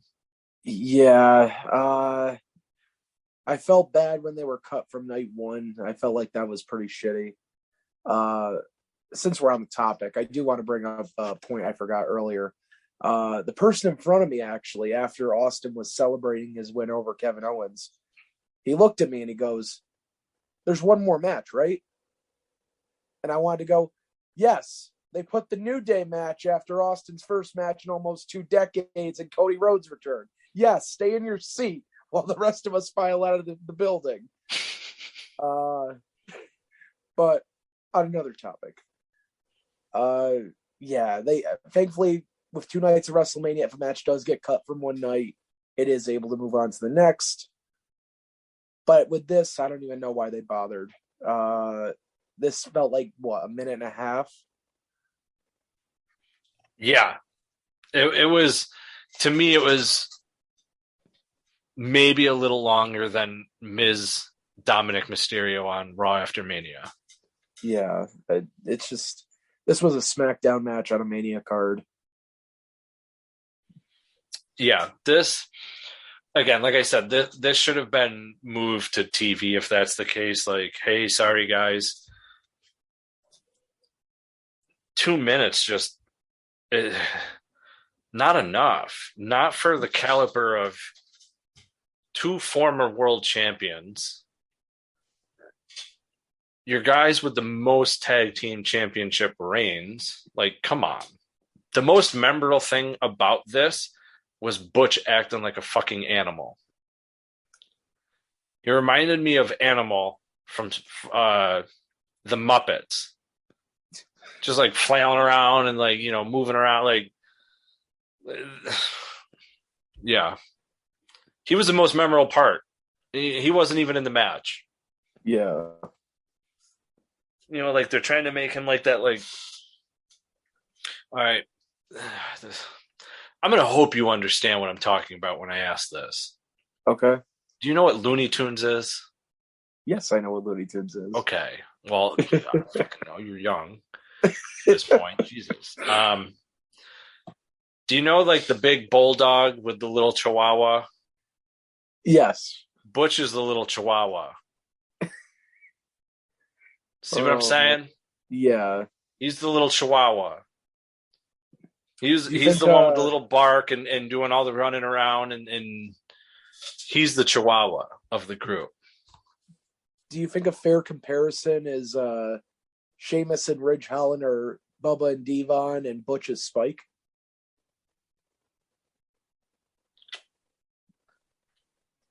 No, because I give a damn who the Dudleys are. Well, there you go. I like Rich. I like Sheamus. All right. Maybe it's because we're both redheads. Maybe because he's retweeted me a few times. Nothing against Ridge Holland, but I don't fucking care who he is, to be honest. As a wrestler, nothing against him as a person. And as far as Butch being Spike Dudley, let's see Butch take some of those bumps that Spike Dudley did, and then we'll make a fair comparison. Not a shot in hell I can compare those two. Oh, shit. And I'm sure some people are going, Pete Dunne's better than Spike Dudley. I didn't say that. I'm just saying you can't take a fucking bump like him. Prove me wrong. I'll wait. Oh, shit. Yeah, see, look what you did. I lit the fuse. Sorry, everyone. Now this next match involves another celebrity, as we have SmackDown commentator, host of the Pat McAfee live show, making $30 million on that alone a year. Good for you, man. That's awesome. Former NFL football player, Pat McAfee versus Austin Theory. Now, we've seen and know that Pat McAfee can wrestle. We've seen him in NXT at War Games, right? So, like, we know he can wrestle, but we've never seen him like one-on-one. And we have Austin Theory, Vince McMahon's prodigy, under his tutelage, if you will. How was the crowd when the theme music hit? Because Pat's was fun. Yeah, Pat was fucking over at Mania, man. That crowd was loud and humming his theme song and everything. Yeah, it was pretty crazy. Just to know your SmackDown commentator, former football player, is getting a reaction like that at WrestleMania. You know how many dudes' dreams that dude lived that night? Oh, I know, right? A lot of jealous people at him right now. Absolutely. Including me. I wasn't when this match was first announced, I wasn't sold on it, only because I thought it just came so out of nowhere. But I think they had the opposite of the Charlotte and Ronda effect, and the build in that feud really did get me at least a little bit excited for that match, or kind of excited. I think Theory just kind of fucking with Pat as much as he can, and then run to Vince's office. I think that helps him a lot with his heel character. And Pat, it obviously got him over as a face if he wasn't already. I mean, look at him during Nakamura's entrance every week. Standing on the table. Yeah. Dude, it's so awesome. It's so awesome when Pat does that. And yeah, dude, his entrance was super over, and it was really it was cool. I honestly was a little disappointed. I expected him to wear ring gear and just not be in a black tank top and jeans. Yeah. So like I had expectations and that wasn't met. So I was a little disappointed. But then I also kind of realized this is the same guy that Michael Cole tried to fire for wearing dress shorts. Oh, I forgot about that. Yeah. Oh, yeah. Well, I didn't, because on one episode of Smackdown, Pat McAfee brought it up. He's like, yeah, kind of like how you tried to get me fired for wearing shorts. I laughed and I was like, did anyone else pick up on that? Like, was that said over the mic for him to say, or did he just like ad-lib that in? Like, and then I was like looking around, like I was like in a production truck, like, hey, who taught him out? Who told him to do that? You know? Oh God. But anyway, I thought this was a good match. No, absolutely. Obviously the two matches McAfee had in NXT, we know he can work. Obviously he was training hard for it. Even a few people in my section, they weren't too familiar with the NXT matches that Pat had a few years ago. So they were very surprised to see how he worked in this match. And, you know, he did a great job. Bro, he made me nervous, right? Yeah. When he did that jumped up to the top rope for that superplex. Holy shit, man. I would have thought he was going to take, you know, I thought something bad was going to happen for a second. I was like, oh shit, don't fuck this up. Don't fuck this up. Like, I'm saying that and my ass has fucking chicken wings in my mouth, a soda next to me. Like, yeah, that's healthy, you know? And that man, by the way, younger than me, just jumps up and I'm the one going, holy fuck, don't fuck up. Like, I'm the guy on the top rope. Like, I'm him. And like, I'm like, Jesus Christ, if I'm sitting here saying it, what the fuck's he thinking in his head right now? You know what I mean? Yeah, absolutely. How did you guys, you know, how was the crowd for, you know, after that match? And then I'll let you take it away and you can explain to the audience what happened from there, and then we'll get into the next match. Okay, so personally, I would have had Austin Theory win this match, but Pat McAfee did go over. Crowd was very into it. So, you know, that was cool. What happened next was something I could have did without. So after the match, you have Pat celebrating on the top rope, and Vince is yelling at Fury, what the fuck, pal? God damn it. And you see Pat kind of staring at Vince and telling him to come in the ring. And Vince just has this smile on his face, and he pulls one arm out of the blazer and then pulls it right back in to tease you. And I'm sitting in my seat going, no, God, no, please, for the love of fucking God, no. So I'm like, okay, good. He's just going to leave. But then he comes back and he pulls the blazer all the way off, undoes the tie. And I'm like, we're really getting an impromptu Vince McMahon match on WrestleMania, aren't we? Obviously this was the planned match from the beginning. I thought they were going to be smart and not do this at all, but WWE is going to WWE. Oh, see, we got two totally different opinions on this. Really? You were fine with this? Bro, man, I'm a prodigy of the golden era of wrestling. The Bret Harts, the Hulk Hogan, the Rick Rude, Mr. Perfect, Ric Flair, Gorilla Monsoon, Sergeant Slaughter, you name it. They're all behind me at the Hasbro bar here, just chilling. Yeah. But dude, I'm also a prodigy of the Attitude Era as a teenager, man. Yes. Vince McMahon, you know, Vince McMahon in the ring, Vince McMahon WWE champion, Vince McMahon winning the Royal Rumble, Vince McMahon being involved in literally every fucking storyline from the corporate ministry down to choppy pee-pee. Yeah, and I get that. I understand the Attitude Era nostalgia behind that. But did we really need a full-on match with Pat McAfee and Vince McMahon? Yeah, We could because have just had some. originally that was actually, as fans thought, was being teased. Fans thought we were going to see Vince McMahon as a match. Remember, we all didn't want to see it. No one wanted to see it.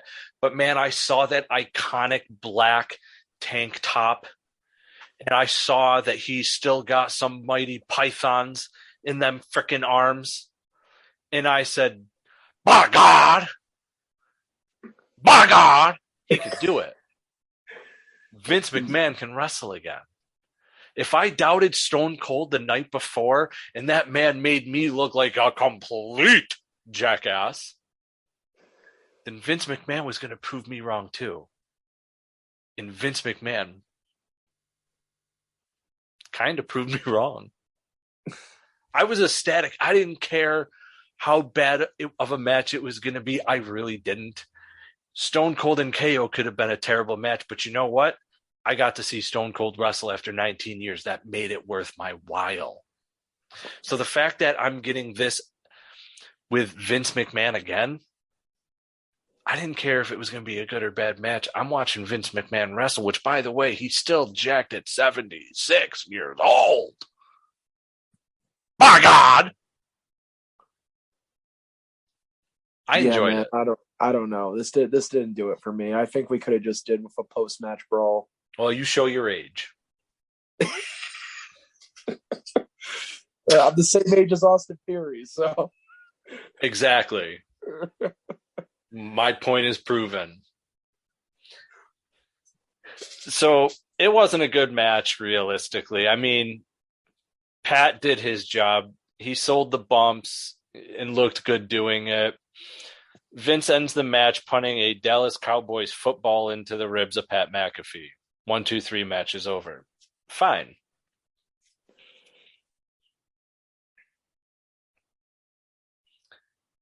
But Vince McMahon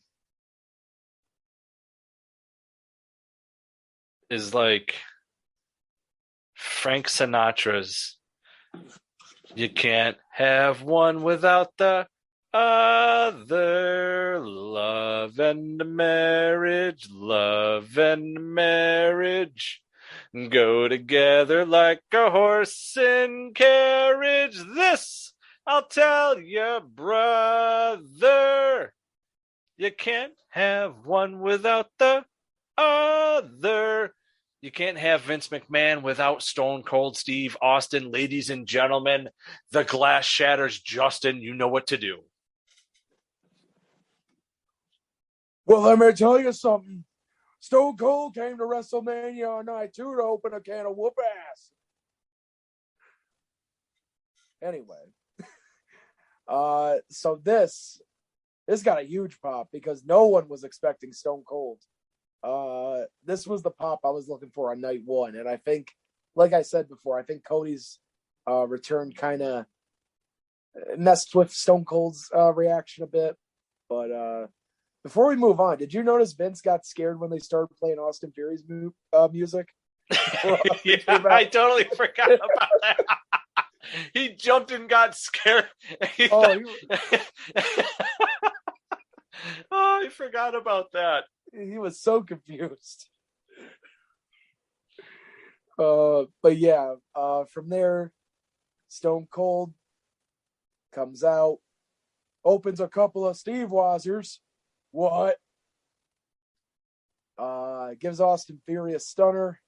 I actually enjoyed Theory's sell of the stunner. The one I didn't enjoy was the next one. Because he goes for that stunner on Vince, and I don't know what the miscommunication was here.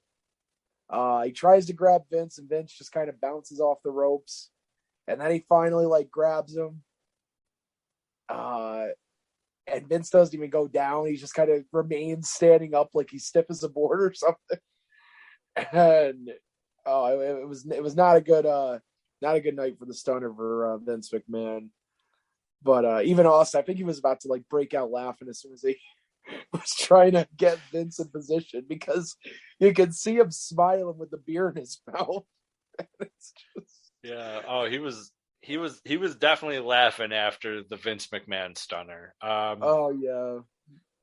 I laughed, and Alex was sitting next to me, and he goes, well, in all fairness, Vince can't take a stunner. I was like, shit, he's kind of right. He's never been able to do it right. Never been able to do it. and fuck, Linda's worse. Oh, yeah, the one on Linda was pretty bad. Oh, yeah. So he stuns Vince, doesn't go well, starts chugging more beers. And then he invites Saxton into the ring. Oh, no, this one was Pat McAfee. Saxton was night one. Oh, that's right. Holy shit, yeah. I fucked up.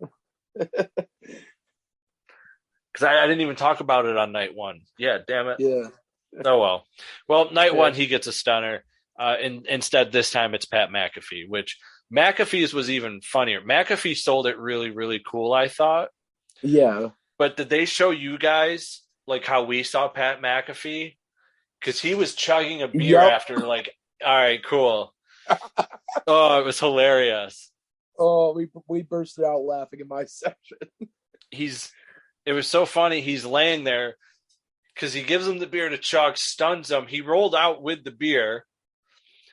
Austin's chugging, and all of a sudden they put the camera on McAfee, and he's just sitting there. And it's like, well, if you get a stunner, you drink it too. So that was awesome. Pat's awesome. That's what that was a great away from this. Like Pat McAfee made that. Straight up, he made that. Like, even though like he won the first match, lost the second match, took a stunner, dude.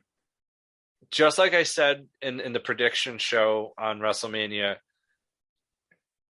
Kevin Owens, even though he loses the match, doesn't lose. No, not at all. He's Stone Cold Steve Austin's retirement match. He's his last match. He takes a Stone Cold Stunner from Stone Cold Steve Austin. That's some really cool, like, if I was a pro wrestler but a fan, like, that would be a huge mark out moment from me. I got to try not smiling as I'm going down type deal. Oh, yeah, absolutely. You know? No doubt. Pat McAfee was living the best life, even though he just lost and took a Stone Cold Stunner, without a shadow of a doubt. Yeah. Now we get to the main event. Justin, you made it through night one. Night two is getting a little harder. How's the crowd feeling? I think the crowd was still pretty steady going into the main event. Obviously, Roman is the biggest heel in the company now, but he gets the biggest babyface reaction from the fans, it seems like, everywhere he goes. And everyone's been into Brock the last few months, so they came alive for it. I've been a fan of Face Brock. Yes. Because Face Brock is good on a microphone. He's funny. He rips doors off of cars and trucks and can throw them like it's no big deal. Plus the new farmer look with the cowboy hat and the long hair ponytail. It's working. It's working for the big country, the I guess now big Canadian country boy. I like it. I am a big fan. What I was not a fan of was this match. I was not a fan of this match at all. They gave us more than what I expect from a Brock Lesnar Roman Reigns match.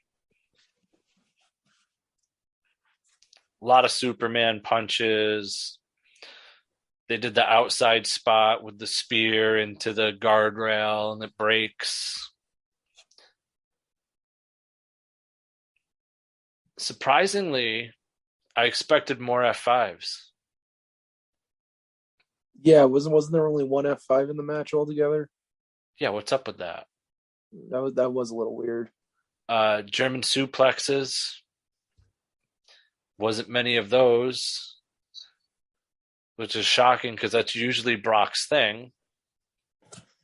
what I noticed with the bigger guys like him and Lashley had to weird just so he wouldn't land on his head. Yeah. So he would land on the one shoulder, and I was like, man, that's got to hurt. Sure enough, it probably did. Yeah. So I'm sure Roman was like, I'm not landing like that. So it was a lot more belly to belly suplexes, if you remember, in the match. That's why I was like, all right, that's weird, not what I'm expecting. Yeah, I noticed he started with the belly to belly instead of going right for the Germans. One thing that we saw at home that I don't think you guys got to see was towards the end of the match with Roman with his shoulder. So in the building, I did notice the redness on Reigns' shoulder. And I don't know if it's just because how big the fucking screen is in AT&T Stadium, but I noticed the redness, but I didn't realize like something could be wrong, if that makes sense. Yeah. Like obviously we can't hear Roman going, oh, my shoulder's out. So we're sitting there, we're just thinking, oh, it's a normal Kimura lock in a Brock Lesnar match. Yeah. So like,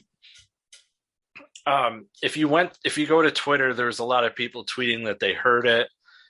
You go back, now it's probably pretty close to edited if you haven't gone back to listen to hear it, because they already took out of the Hall of Fame speech on Peacock where the Undertaker has his hat up to his daughter and he says, "You're killing my gimmick."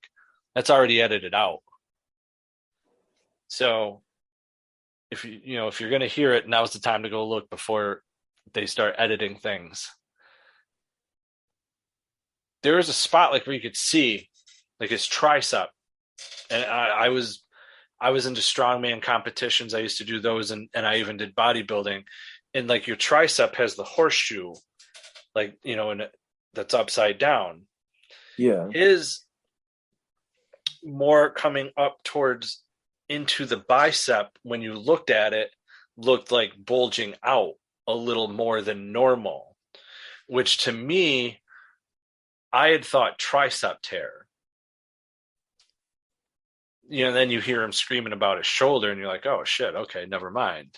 Yeah. But there was that redness was right back in here, like right where I have my hand at the tricep right here. This is where all that redness was. Yeah. Just under the shoulder. Got to give Roman credit to be able to lift his arm up after to hold the belt and just even spear Roman, or to spear Brock Lesnar with something that bad, So if you saw the redness, oh, you should have seen how it looked. Like it looked like basically it looked like a baseball was bulging from the spot. It was crazy. But there was it was interesting.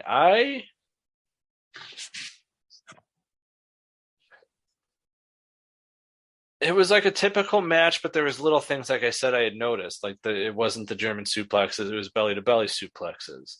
So there was like all those like little things I had noticed, but it wasn't too bad. I wouldn't say it was the greatest match of all time. That's for sure. No, not the biggest, not the greatest. No. And the man who produced the match was Pat Buck, who also produced Charlotte and Ronda. And for fans who didn't know, he produced those two matches and he abruptly quit WWE today. Yeah, that was very interesting to see, seeing as I knew who the producers were for that match, or those matches, before the news of him quitting came out. Yeah, interesting. Very interesting. Maybe he knew something was up, that he might be in hot water, because those were pretty bad matches. Like that Brock and Roman had a lot of hype and was a huge letdown to a lot of people. It was definitely not the greatest match of all time at WrestleMania. And the Charlotte Ronda thing was just the fuck. Yeah, I think Reigns and Lesnar delivered more than Charlotte and Ronda. I don't know if it's just me. I think I kind of know what to expect from a Roman Reigns Brock Lesnar match. Uh, you know, it all depends. I think sometimes they can go 15 minutes, sometimes they can go 5 minutes. It's not really consistent. They've had what, like 5-6 matches in their whole series. I would have to go back and look, but they've definitely faced each other quite a few times, more than any normal two guys on the roster right now, I'd say. Yeah, 100%. But yeah, I don't know. I think I was just expecting everything they did in this match. You're going to get your Superman punches, you're going to get your spears, you're going to get your F5, you're going to get your Kimura. That's just how I looked at it. Yeah, and that's exactly what we got. Yeah. Just like the little differences, instead of German suplexes, belly to belly, and not really much of an F5 guy apparently that night. The one thing we do know is that Brock Lesnar is not scheduled with WWE for a little while, from what I've seen. They have been advertising, as I said earlier. My buddy from Long Island said that they were advertising Charlotte and Ronda for the Smackdown belt. They're advertising Roman Reigns and Drew McIntyre for the belt, the Universal belt anyway. That show is May 6th. But as far as Roman goes, we have not heard anything as far as him being injured. They didn't bring anything up on Raw about him. Nothing was said. This might be a situation where if something is wrong, we're not going to know until he's done with all doctors and stuff like that, and MRIs and whatnot. Yeah, Roman, within the last 2 years at least, really hasn't worked any TV matches, or it's very rare if he ever does. So by the looks of it, they're just going to, hold it off, see what's going on, and take it from there. Until then, he's just going to have both titles. Yeah. I mean, that's the way it's looking. I don't know what's going to happen if it's something that requires surgery on a shoulder. It's at least 6 months always. How do I know? I've had 3. If it's something that doesn't require surgery, it can be something as simple as 4 to 8 weeks. Yeah. I think either or. I don't think they're going to take the belt off him, to be honest with you. Neither do I. I can't see it happening. I don't think they want to ruin that storyline that they've got going on with the fact hasn't been pinned since 2019, this and that. They're going to build him up to have a modern day record of the Bruno Sammartino, the Bob Backlund, yep. Those early guys from the 70s who held the championship for years, plural years. I mean, they've been gloating that Roman hasn't been pinned since 2019. It's 2022. You don't think they don't want to keep gloating about that? They're going to. Yeah. It's just all in a matter of how it's written in the story. Yeah, I mean, Drew is obviously the next sensible opponent for Reigns. I said earlier I could see Lashley going after Reigns, but obviously they're going to continue whatever they're doing with him and Omos. And yeah, I definitely wouldn't throw Cody Rhodes at Roman Reigns right now. No. Definitely take your time on that. No, yeah. So, yeah. Justin, which night was better, night 1 or 2? I'm going with night 1 all the way. Right. Overall, I thought we had a very good WrestleMania this year, though, between both nights. Yeah? Yeah. That's good. I'm glad you were there. That was very cool. And ladies and gentlemen, you'll be able to see Justin's journey through WrestleMania on youtube.com/perched on the top rope. You can find this podcast and any podcast anywhere and everywhere from Apple, Google, Spotify, Stitcher, Podbean, Podbay, Red Circle, and anywhere else podcasts can be found. Ladies and gentlemen, we have a plethora of social media, and they're all very different based on your unique tastes. Ladies and gentlemen, you can go to our Facebook page, facebook.com/perched on the top rope, where we generally post a lot of new stuff and on the occasion some funny memes and a lot of opinionated questions so we can get your audience participation for these shows. You can go to Twitter at Perched Top Rope, where we like to break news of interviews that we have coming up for shows and just some live tweeting of maybe Raw, AEW, Dynamite. After all, we do a Raw recap and Dynamite discussion podcast show.